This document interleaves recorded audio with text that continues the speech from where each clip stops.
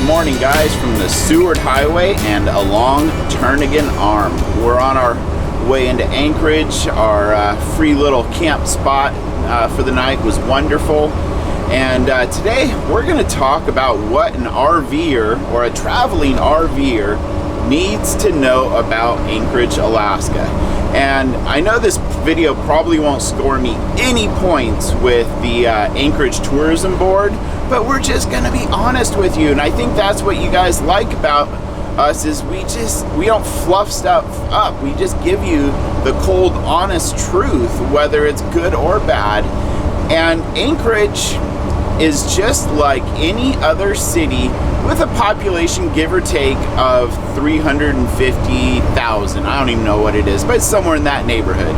It has great amenities such as like Walmarts and Costco's and specialty parts and supplies, so you can find just about everything you need there. But that does come at a price, because that also brings bigger city problems like homeless issues, crime, drugs and stuff like that. There's also another unique aspect to Anchorage. It's that Alaska still has a very much like a Wild West feel to it. And yeah, it's 2017, and it was really, from what we've been told, in like the 70s and 80s was still very much the Wild Wild West. But there's a lot of that Wild Wild West mentality up here. Just creates a very unique environment. Like there's all kinds of massage parlors surrounding the airport. I imagine they get a lot of business when people come in from long stints out in the bush or in the oil fields. So it's just a very unique place. So now let's talk about the RV parks and camping options in Anchorage. We were told there was a very nice RV park in Anchorage that is now like a shopping center where there's a Target and a movie theater off of Muldoon. But that was before our time in Alaska. But right now there really isn't a very nice RV park in town. The Golden Nugget is if you have to stay in an RV park, that's the one you're going to want to stay at. And they have two sides on their property. They have the summer side, which is all nice and grassy, and then they have the other side, which has a lot of full-time RV livers, and it's a little more run down. But we've stayed there a lot just by nature of living up here, and when we come up for a week or so, we like to have hookups, but we've never had any problems there. And generally speaking, they're pretty darn nice. Occasionally you'll get somebody who has no idea what they're talking about, but that can happen anywhere. But the other RV parks in Anchorage, one's down by Ship Creek, and the facilities, I guess, are nice enough. The location, a lot of people complain about it because it's right by the railroad tracks, but to me that noise isn't that disturbing. I can handle some noises like that, but the more disturbing thing is the times we've driven past there's like a hillside by the RV park, like kind of right above it, overlooking it. Well, there's like homeless camps up in there and a lot of homeless foot traffic. So it really makes you question, is this safe? And is this a place I want to stay? So the other RV park is kind of off the Seward Highway, but it's a stretch of the Seward Highway that's called Gamble, because it runs right through Anchorage. And this park has some nice amenities, but again, the location is a bit questionable because there's a green belt that kind of runs right through there, and I'll be darned if you're not seeing a bunch of homeless traffic always walking right past the campground. I believe the only other RV park option is right in Midtown, and I don't remember the name of it, but we stayed there once. My dad and I, for some reason, I think we might have been picking you up from the airport for something, but it was horrible. The owner was so mean and so rude. It was right across the street from a bar. There were lots of questionable individuals walking the streets. It was literally, my dad and I kind of got out the guns and just had them accessible because it was a very, very poor location. So by now you're probably wondering, where the heck can I stay in Anchorage? And a few years ago, Cabela's built a store, and if you ask our advice, that's what we're going to tell you. You're openly welcome to stay there 2 nights. It's in the better end of town. It's like the most disturbing thing we've had is like Anchorage's Fast and the Furious Club driving by at like 1 in the morning doing their little thing. So like that is literally the worst thing that has ever happened to us at the Cabela's. So that's our personal recommendation. Now, we do have a couple secret hiding spots that we frequent in Anchorage, but since we come up here so often and need to kind of utilize those, we're going to keep those top secret. You guys should be able to respect that. So aside from shopping and places to stay, another thing that you really need as an RV traveler in Anchorage is a place to dump and refill those tanks. So Cabela's does have a place, and sometimes it's available, but if you catch it early or late season, it'll already be closed, and they do charge. The other option is the Holiday gas station off of O'Malley and the Old Seward Highway. It is literally your one-stop shop. You can get propane, you can dump and fill your tanks, you can get gasoline and ice. And the dumping and refilling is free. So you're just paying for your propane and your ice and your gasoline. It's a great place to stop. Occasionally there's a line, so be prepared. So if you're hungry for some good eats in Anchorage and you just want to go out and have somebody cook for you, here's a few places that we recommend. Number 1 is the Long Branch Saloon. And it is really just a bar with pool tables and TVs playing sports, but they make some of the most amazing hamburgers we have ever had. And what's really appealing is the fact that they use real ingredients. You know, their French fries, they press and do the potatoes right there. It's not like some frozen French fries out of a bag. And then the hamburger, they grind the meat there, and they use a very high quality of meat, and then they even bake their own buns. So what a novel concept. But it's called the Long Branch Saloon. And also, if you're really wanting an amazing breakfast, I highly recommend going there and getting the sourdough French toast. That's a good one. And their eggs Benny is also amazing. That hollandaise sauce is so damn good. Another place I highly recommend that we love is the Thai restaurant on Muldoon. It's in an old Pizza Hut building, and it's nothing fancy, but they have the most amazing Thai food in town. And you'll find that it's kind of the northern Thai food like you get up in Chiang Mai.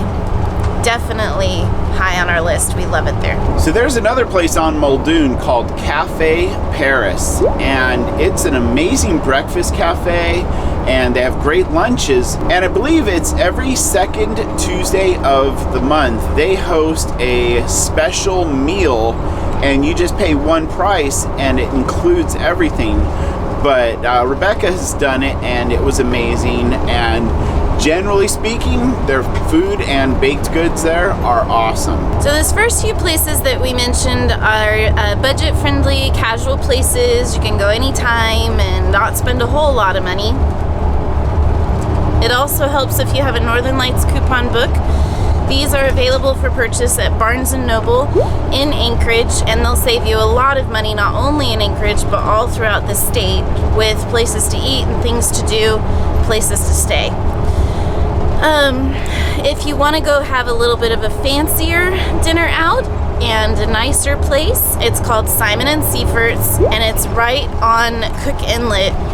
Most amazing sunset views when it is the time of year where the sun is actually setting, and one of the best meals I've ever had in the state. It was fantastic, so good. So highly recommend that. But the other one is called the Double Muskie. It's actually not in Anchorage. It's a little south of town in Girdwood.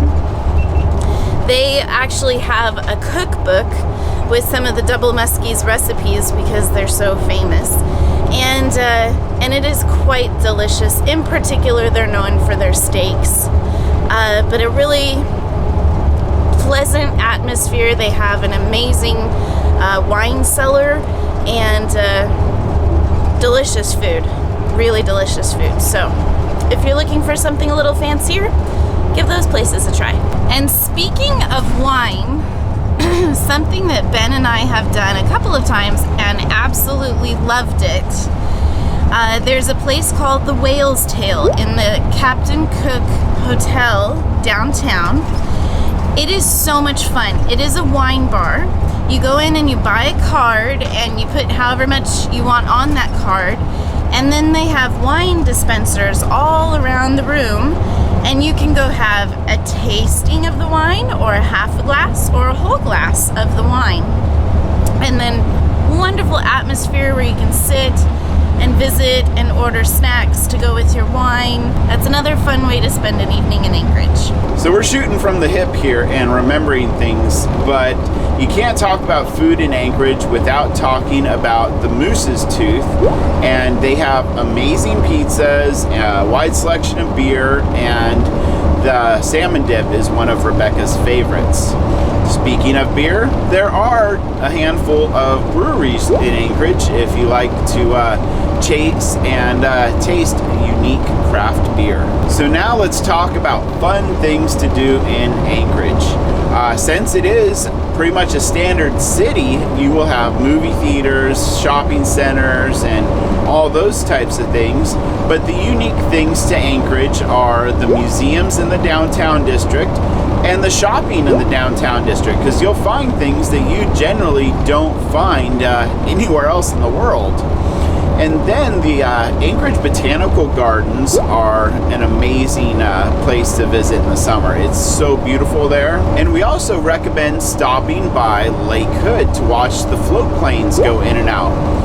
Alaska has like some of the highest rates of general aviation, and Lake Hood, I believe, is one of the busiest seaplane airstrips. Yeah, something like that. Seaplane bases in the world. So if you want to check out a little wildlife, you can go to the zoo in Anchorage, and I have to admit we've never been there. Probably ought to one of these days. I've heard good things about it. And then there's the Alaska Wildlife Conservation Center, maybe 40 miles out of Anchorage, down the Seward Highway at the end of Turnagain Arm, and we have been there. And that's more like they're still in enclosures, but their enclosures are bigger, so they're closer to like a wild setting. But it's a very nice place, and they do a lot of great work rescuing injured animals. All right, well, if you drove the Alcan and you maybe need to freshen up a little bit when you get here, there are a couple of places that I would recommend. First of all, if you want to get your nails done, there's a place called Beauty Nails and Spa off of Diamond in South Anchorage, and there's a coupon in this coupon book for mani-pedi for $47. That's a really good deal in Alaska. And then if you're looking for a haircut or color or facial or any of that stuff, there is a place called the Beauty Room, and you will need an appointment. It's not something where you can do a walk-in, but you know, it might be something to schedule ahead of time if you know that you're going to drive the Alcan and you want a haircut, or you're going to be here for a month and you want to pop through Anchorage and get a haircut halfway through your visit or something like that. I don't know. Anyway, the Beauty Room, it's off of Northern Lights. You might also wonder about our favorite places to shop here in Anchorage, and I'll give you three. Obviously, we're big Costco fans. There is also a Sam's Club if that is the membership that you have. We just happen to have always done Costco because we are West Coasters, and we really like it because they have a lot of organic foods and produce.